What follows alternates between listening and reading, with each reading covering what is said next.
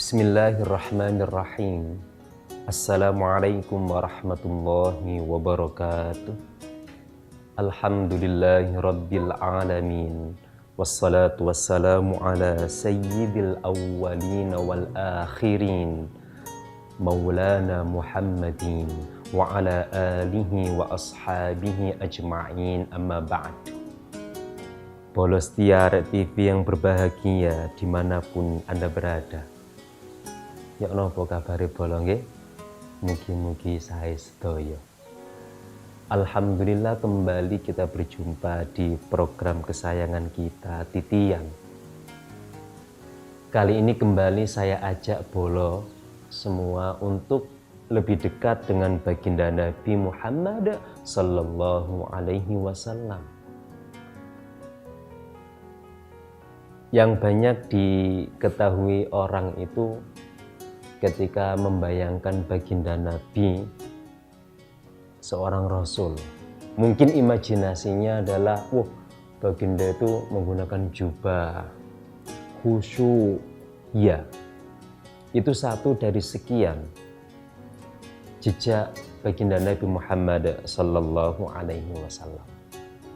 Dalam episode kali ini saya akan menyajikan sisi baginda lebih sebagai kapasitas beliau seorang manusia.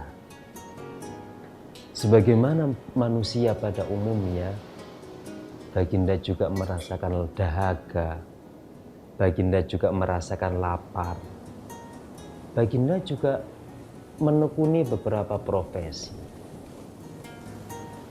Nah, profesi-profesi ini yang akan saya sajikan barangkali bisa menjadi motivasi untuk para bolo, utamanya yang muda-mudi, yang milenial, yang masih berada di usia produktif. Sebagaimana tersebutkan dalam Sirah Nabawiyah, baginda Nabi itu sejak lahir tidak lama kemudian sang ibunda Sayyidah Aminah rahimahullahu ta'ala itu kan mengamanahkan baginda yang masih bayi kepada seorang ibu yang bernama Halimah Sa'diyah. Untuk apa? Untuk menyusui baginda, untuk mengasuh baginda yang masih bayi. Apakah sang ibunda Sayyidah Aminah tak sanggup untuk memberikan ASI sendiri? Ternyata bukan itu, bolo. Sang ibunda sanggup mengasuh baginda, memberikan ASI terbaik untuk baginda. Tapi tersebutkan, kenapa kok dititipkan orang lain? Nah, itu tersebutkan dalam kitab Fiqhus Sirah karya Dr. Syekh Ramadan Al-Butir. Di antara satu alasan kenapa kok baginda bayi dititipkan ke ibu asuh, bahkan juga diminta untuk menyusui, satu adalah itu menjadi tren di kalangan Arab saat itu. Yang kedua, sang ibunda ingin menyelamatkan Muhammad bayi dari tercemar atau terkontaminasi oleh peradaban di sekitar Mekah saat itu. Tentu Mekah di samping sebagai sentra sakral, juga di situ juga sentra kemusyrikan. Maka di samping menjadi sentra ketauhidan, saat itu juga menjadi sentra kemusyrikan. Dan sang ibunda Sayyidah Aminah ingin menyelamatkan Muhammad kecil dari itu semuanya. Dan biarlah di golden age-nya, di usia emasnya, baginda bayi itu tumbuh di lingkungan yang jauh lebih steril. Wis gampangan ngene bolo. Neng kota ambek nang desa iku lak lebih steril nang desa sih. Baik dari peradabannya, baik dari lingkungannya, baik dari kualitas udaranya. Itu diantara alasan sang ibunda yang disebutkan oleh Ad-Doktor Syekh Ramadan Al-Buti dalam kitab beliau Fiqhus Sirah. Nah, baginda ikut dengan ibu asuh Nyonya Halimah Sa'diyah dari kabilah Bani Sa'ad, dan kediaman atau kampung Nyonya Halimah Sa'diyah dengan rumah baginda Nabi itu berjarak sekitar 17 km. Atau saat itu boleh dikatakan kampung halaman ibu asuh baginda itu adalah daerah pinggiran yang masih tidak begitu ramai. Suasananya, cuacanya, kualitas udaranya jauh lebih bersih daripada Mekah, utamanya lingkungannya jauh lebih tenang. Baginda tumbuh 1 tahun, 2 tahun, 3 tahun, 4 tahun. Di usia 4 tahun, bayangkan. Di usia 4 tahun di kampung Bani Sa'ad, di bawah asuhan Nyonya Halimah Sa'diyah, itu baginda itu sudah melakukan aktivitas menggembala kambing. 4 tahun. 4 tahun itu baginda sudah ikut. Karena kebetulan sang ibu asuh itu punya beberapa gembalaan. Dan di usia belia baginda juga ikut terjun. Bukan bermain loh. Kalau hari ini anak usia 4 tahun itu kebanyakan bermain. Tapi baginda tidak. Benar-benar beliau mengamati. Oh, menggembala kambing, menekuni dan seterusnya.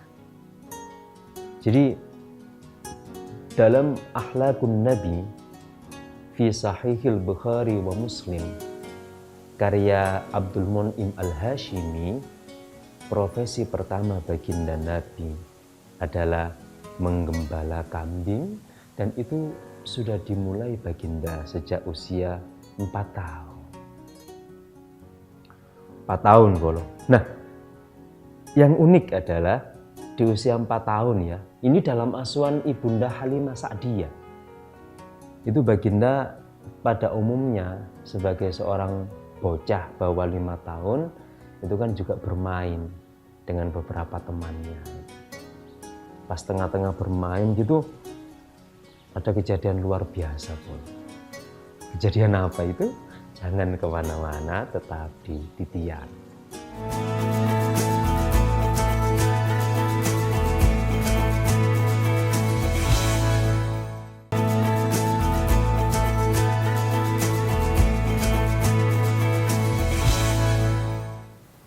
Ada kejadian dahsyat bolo di baginda Nabi usia 4 tahun itu ya. Ada beberapa sejarawan muslim itu dalam kitabnya memperkirakan usia 3 atau 4 lah. 3 atau 4. Itu saat baginda Nabi bermain dengan teman-teman sebayanya. Ya mungkin bermain peta umpet atau apa ya, pada umumnya anak-anak. Itu baginda Nabi tiba-tiba didatangi oleh sosok. Dan sosok ini itu bisa disaksikan oleh teman-temannya baginda. Jadi Nabi didatangi oleh sosok misterius ya dalam wujud manusia. Datang ke baginda, kemudian meminta baginda yang masih 4 tahun itu untuk melepaskan baju, kemudian merebahkan diri, dan disitulah sosok tadi itu melakukan operasi. Dibedah dada baginda. Dan itu disaksikan sama teman-teman baginda, baginda kecil waktu itu. Jadi di saat baginda sedang dioperasi oleh sosok tadi itu, dibedah dadanya, diambil yang di dalamnya itu, kemudian dibasuh dengan air zam-zam. Itu teman-temannya itu melihatnya, "Loh, Muhammad dipateni, lari nih teman-temannya. Teman-temannya lari, lapor ke ibunda Halimah. Bule, Muhammad dibunuh, bule. Loh, iya tale, iya dibunuh. Di mana? Di sana. Ayo antarkan aku segera. Wah, ibu asuh Bu Halimah ini kesusu, budal di lokasi itu, dan ternyata ketika sudah sampai, baginda Nabi kecil saat itu sudah Tidak ada apa-apa. Dalam posisi sendiri, sudah seperti biasanya, sendirian. Loh, mana? Langsung dipeluk sama ibu asuhnya itu, Ibunda Halimah. Loh Lele, jari ini koncomu, sampean dik pateni Lele. Enggak, saya enggak dibunuh. Loh, kata teman-temannya, iya kok saya tadi lihat. Muhammad itu disuruh rebahan, terus dadanya itu dibelah. Itu dibenarkan. Bener tali. Ibu asuhnya tanya, konfirmasi ke baginda yang masih kecil. Bener tali. Iya bu. Orang tadi itu siapa? Ya saya enggak tahu. Ya sudah, yang penting kamu enggak apa-apa, yang penting kamu selamat. Nah, pasca peristiwa ini, itu ibu asuh baginda kecil, Nyonya Halimah Sa'diyah, itu merasa deg-degan, merasa waduh ini putranya orang ini, kalau kejadian tadi terulang kembali atau terjadi apa-apa dengan Muhammad kecil, bagaimana aku mempertanggungjawabkan amanah kepada ibunya dia, Sayyidah Aminah. Akhirnya baginda kecil di usia 4 tahun ini dibawa pulang ke rumah ibu kandungnya, dikembalikanlah ke Weden soalnya. Setelah kejadian tadi itu Ibunda Halimah Sa'diyah keweden, datang ke Mekah, kemudian sowan ke Sayyidah Aminah. Sayyidah, ini Muhammad sudah cukup kuat fisiknya dan sudah pantas jika aku kembalikan kepada panjenengan. Asli ini Ibunda Halimah, ibu asuhnya baginda itu nggak tega mengembalikan baginda ke orang tua kandungnya. Wes kadung tresno, wes kadung sayang, dan menyaksikan beberapa keajaiban semenjak menjadi ibu asuh baginda. Tapi apalah daya, hanya titipannya dikembalikan. Jadi baginda Nabi di usia 4 tahun itu dikembalikan ke ibu kandungnya, Sayyidah Aminah. Nah, ternyata bersama ibu kandung, baginda Nabi juga tidak lama polo. Baginda Nabi itu bersama ibu kandung itu hanya sampai 2 tahun.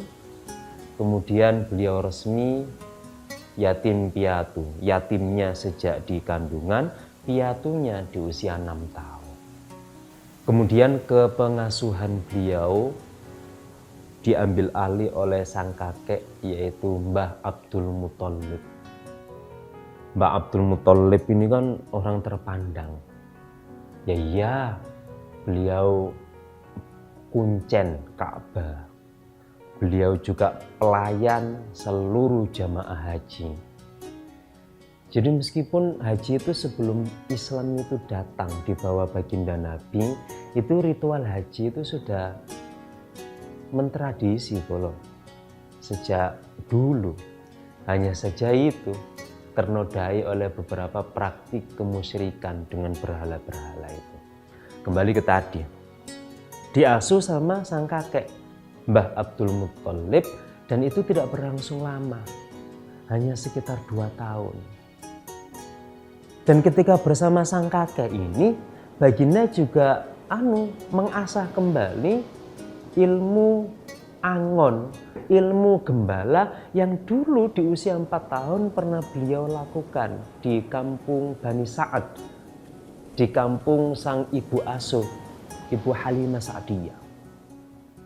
Yes, ikut karena kebetulan kakeknya baginda ini ternaknya wakeh, untanya banyak. Bahkan sang kakek itu pernah dalam satu kesempatan itu merasa bersalah dengan sang cucu Muhammad. Ceritanya untanya kakek itu ada yang hilang satu. Ya mungkin itu pas unta yang paling disukai. Itu kemudian baginda Nabi itu disuruh, "Le, tolong golekno untai Mbah." "Nggih Mbah, kula padosaken." Baginda Nabi keluar entah kemana. Itu setelah menyuruh sang cucu goleki untone, itu Pak Abdul Muthalib itu merasa bersalah. Ya Allah nandi rek putuku rek kok tegone aku. Arek usia 7 tahunan kok tak suruh nyari unta. Entah kemana unta itu hilang. Dan itu sampai matahari terbenam, baginda Nabi belum pulang. Goleki untane mbae. Tapi sampai akhirnya baginda pun berhasil menemukan unta itu dan kembali pulang langsung dirangkul. Nak sepurane yo. Ya Allah, Mbah merasa bersalah. Ngongkon sampeyan goleki untane Mbah sing ilang. Ndak apa-apa, Mbah. Yaitu ilmu gembala yang diseriusi baginda Nabi. Di usia 8 tahun, tidak lama ternyata bersama sang kakek, baginda Nabi, ternyata sang kakek berpulang dan baginda saat itu usia 8 tahun. Di usia 8 tahun ini, baginda Nabi hak kepengasuhannya itu diambil alih oleh sang paman Pak Abu Thalib. Nah, kebetulan Pak Abu Thalib ini punya putra 8 bolo, dan baginda Nabi itu kemarin tak ceritani lah betapa baginda Nabi itu iso usia 8 tahun lu iso visioner misioner jauh ke depan. Jangan kemana-mana bolo nggih, tetap di Titian.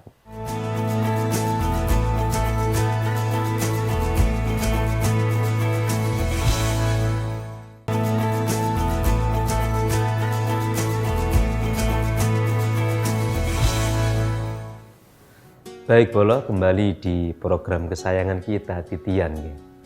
Sepeninggal sang kakek Mbah Abdul Muthalib, baginda Nabi resmi diasuh oleh sang paman Pak Abu Thalib dan tinggal di rumah sang paman. Itu Nabi bersama dengan 8 sepupu beliau, termasuk Ali si cilik waktu itu. Baginda yang ngomong Ali itu. Nah, baginda itu tahu diri. Beliau diasuh oleh sang paman dan melihat kondisi ekonomi sang paman itu juga cukupan.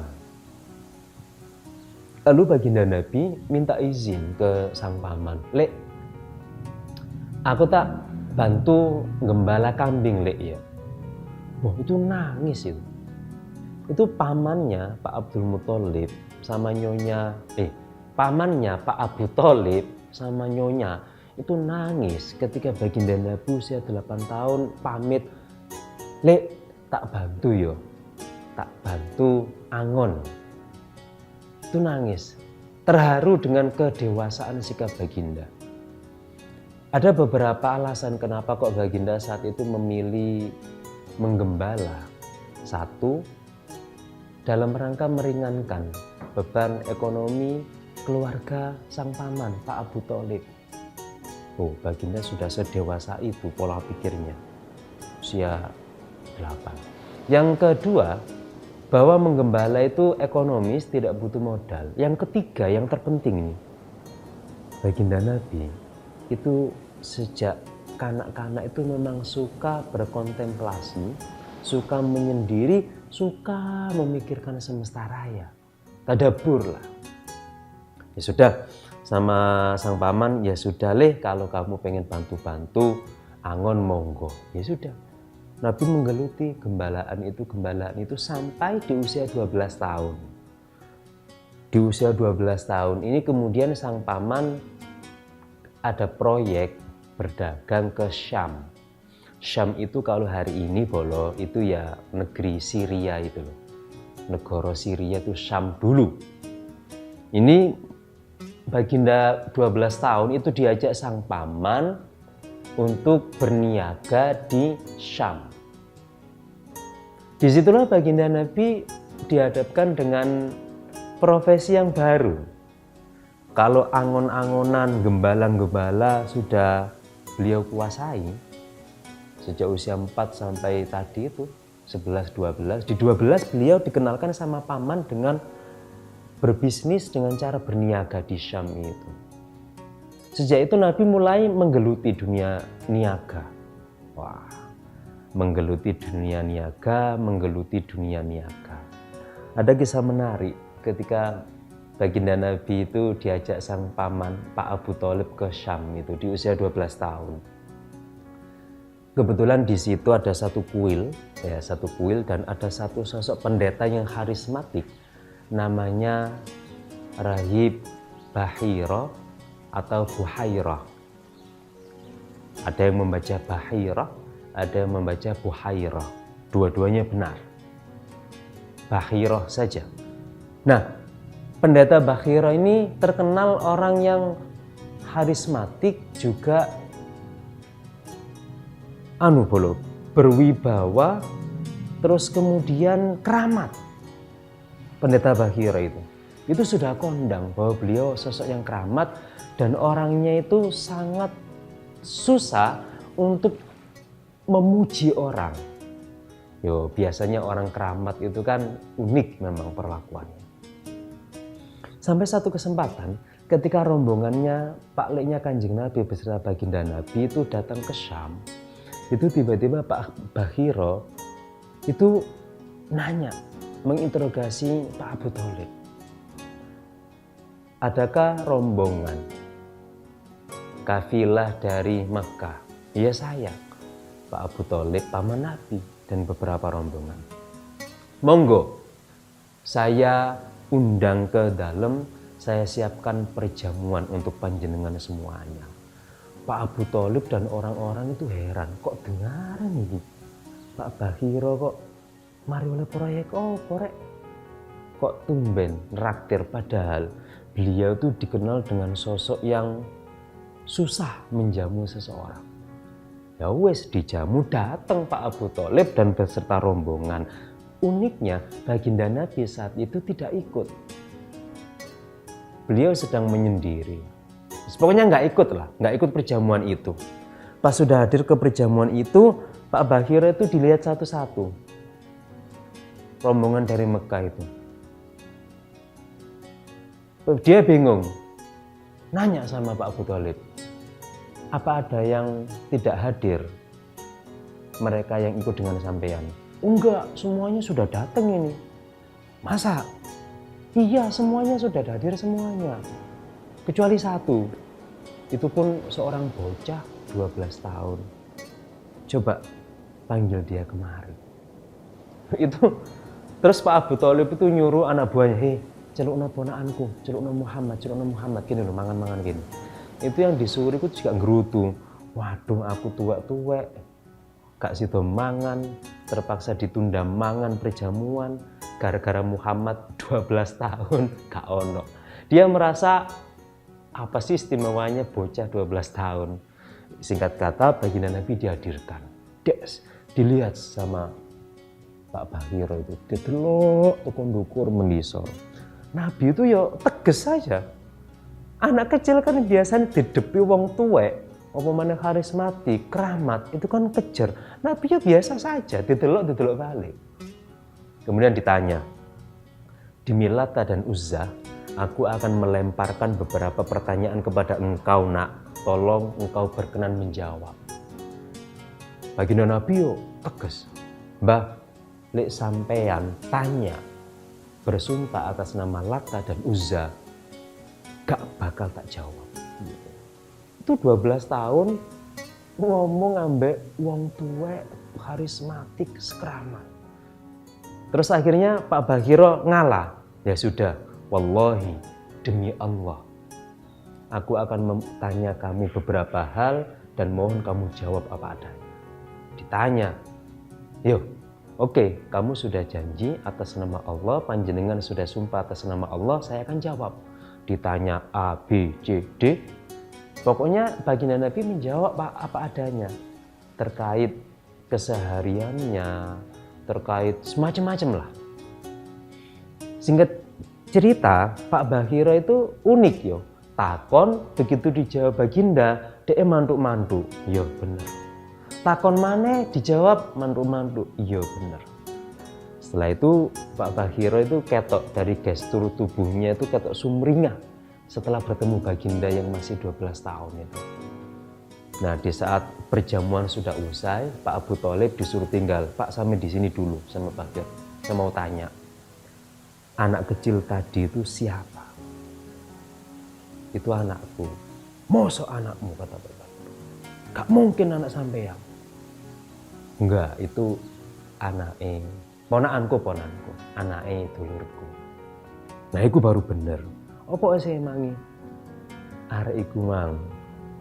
Seluruh pertanyaan dan seluruh tanda di fisiknya itu sesuai dengan apa yang tersebutkan di Alkitab bahwa dialah sang nabi terakhir. Makanya saya konfirmasi ke kamu, anak itu apamu? Ketika kamu menjawab anak, gak mungkin, karena disebutkan di kitab anak itu sudah yatim sejak di kandungan. Tapi kamu ngaku bahwa dia adalah keponakanmu. Yo, ponakanmu itu calon nabi terakhir. Dari ekspedisi di Syam inilah pula baginda Nabi itu mulai mahir berniaga sampai akhirnya direkrut oleh Sayyidah Khadijah, ya, direktur utama perusahaan ekspor impor saat itu. Baginda Nabi direkrut karena tahu reputasi baginda, kinerja baginda. Jadi ada dua profesi yang ditekuni oleh baginda Nabi, sebagaimana yang dikutip oleh Abdul Mun'im Al-Hashimi dalam kitab Akhlaqun Nabi fi Sahihil Bukhari wa Muslim. Satu adalah mengembala kambing, kedua adalah berniaga, atau dalam konteks kekinian berbisnis. Mudah-mudahan ini menginspirasi Bolo semuanya, terutama yang di usia muda yang produktif.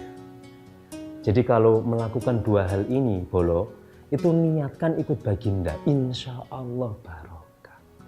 Meskipun niaganya keripik usus, tidak apa-apa. Sekarang keripik usus meneh saham, siapa ngerti? Meneh properti, siapa ngerti? Gitu Bolo nggih. Itu tentang baginda Nabi pekerja keras. Mudah-mudahan bermanfaat, menginspirasi kita semua, memotivasi kita semua. Matur suwun, ihdinas siratal mustaqim. Wassalamualaikum warahmatullahi wabarakatuh.